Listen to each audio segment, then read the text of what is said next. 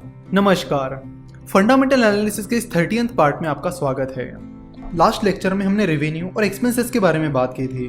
हमने देखा कि एक्सपेंसेस सेक्शन में 5 सबसेक्शंस है: employ benefits expenses, operating expenses, finance cost, depreciation and amortisation expense और अदर एक्सपेंसेस। इसमें ये जो फाइनेंस कॉस्ट है उस पर आपको खास नजर रखने की जरूरत है। फाइनेंस कॉस्ट के पीछे नोट नंबर 26 लिखा है। चलो तो देखते हैं कि नोट नंबर 26 में क्या लिखा है। नोट नंबर 26 में लिखा है कि कंपनी के इंटरेस्ट एक्सपेंस फाइनेंशियल ईयर 2018 में 48 करोड़ थे और अदर बोरोइंग कॉस्ट 1 करोड़ थी। कंपनी जो लोन लेती है उस पर उसको इंटरेस्ट पे करना पड़ता है और ये इंटरेस्ट कंपनी के लिए एक्सपेंस होता है जो कि फाइनेंस कॉस्ट में दिखाया जाता है। तो ये देखना जरूरी है कि कंपनी का जो इंटरेस्ट एक्सपेंस है वो रेवेन्यू का कितना % है। यहाँ पर हम देख सकते हैं कि आईसीआईसीआई सिक्योरिटीज का इंटरेस्ट एक्सपेंस 48 करोड़ है और उनका रेवेन्यू 1859 करोड़ है। So interest divided by revenue multiplied by 100, that is 48 crore divided by 1859 crore multiplied by 100 is equal to 2.58%। यानी कंपनी का 2.5% रेवेन्यू इंटरेस्ट एक्सपेंस में खर्च हो जाता है, जो कि लिमिट में है। कई कंपनीज का बहुत सारा रेवेन्यू इंटरेस्ट एक्सपेंस में ही चला जाता है। सो अगर कंपनी ने अपनी कैपेसिटी से ज्यादा डेट उठाया है और कंपनी का ज्यादातर रेवेन्यू इंटरेस्ट एक्सपेंस में ही जा रहा है, तो ये एक सोचने वाली बात है। आपको उस कंपनी को डीपली एनालाइज करना होगा, चेक करना होगा कि उन्होंने डेट किस लिए लिया और क्या वो उस डेट को आसानी से रिपे कर पाएगी या नहीं। अगर नहीं तो आपको सावधान होने की जरूरत है। एक चीज हमेशा ध्यान रखना कि कंपनी का डेट और इंटरेस्ट एक्सपेंस जितना कम उतना बढ़िया।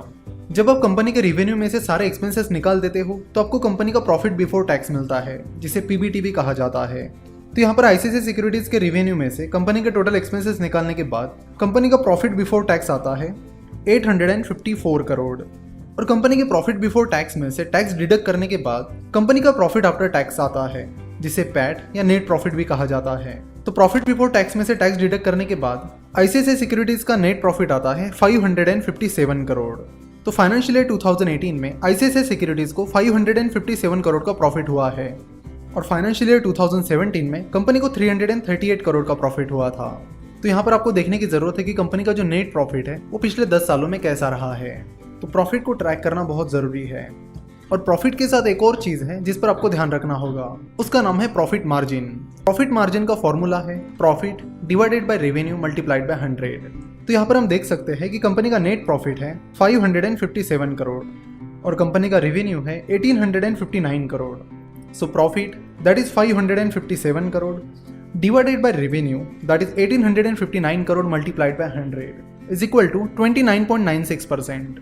सो आईसीआईसीआई सिक्योरिटीज की प्रॉफिट मार्जिन है 30%, जो कि बहुत ही बेहतरीन है। चलो तो अब कंपनी के फाइनेंशियल ईयर 2017 की प्रॉफिट मार्जिन निकालते हैं। फाइनेंशियल ईयर 2017 में कंपनी को 338 करोड़ का प्रॉफिट हुआ था और कंपनी का रेवेन्यू था 1404 crore. So profit divided by revenue multiplied by 100 is equal to 24.07%।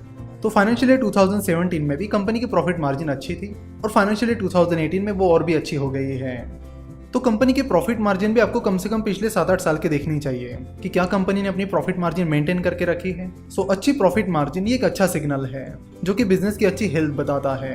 अब कंपनी का जो नेट प्रॉफिट है उसे कंपनी के टोटल आउटस्टैंडिंग शेयर से डिवाइड करने के बाद आपको अर्निंग पर शेयर मिलता है, दैट इज ईपीएस मिलता है। तो EPS that is earning per share से हमें पता चलता है कि कंपनी ने एक शेयर पर कितना प्रॉफिट कमाया है। तो यहाँ पर आईसीआईसीआई सिक्योरिटीज का ईपीएस है 17.31, जो कि फाइनेंशियल ईयर 2017 में 10.51 था। अगेन आपको कंपनी का ईपीएस भी पिछले 5-7 साल का देखना होगा। अगर कंपनी का ईपीएस लगातार बढ़ रहा है तो वो एक बहुत अच्छी बात है, लेकिन अगर कंपनी का ईपीएस किसी साल बढ़ रहा है, किसी साल कम हो रहा है, तो वो एक अच्छा सिग्नल नहीं है। तो प्रॉफिट एंड लॉस स्टेटमेंट में जो भी चीजें हमने देखी, जो भी रेशियोज हमने देखे, उनका आपको पिछले 5 से 7 साल का ट्रैक रिकॉर्ड देखना होगा, क्योंकि बस 1-2 साल का डेटा चेक करके कुछ भी आइडिया नहीं आती है। सो आपको अपना टाइम इन्वेस्ट करके इसका डीप एनालिसिस करना होगा और पिछले 5 से 7 साल का पूरा डेटा निकालना होगा। तो यहाँ पर हमारा प्रॉफिट एंड लॉस स्टेटमेंट का एनालिसिस समाप्त होता है। नेक्स्ट लेक्चर में हम कैश फ्लो स्टेटमेंट के बारे में बात करेंगे, जो कि बहुत इंपॉर्टेंट है।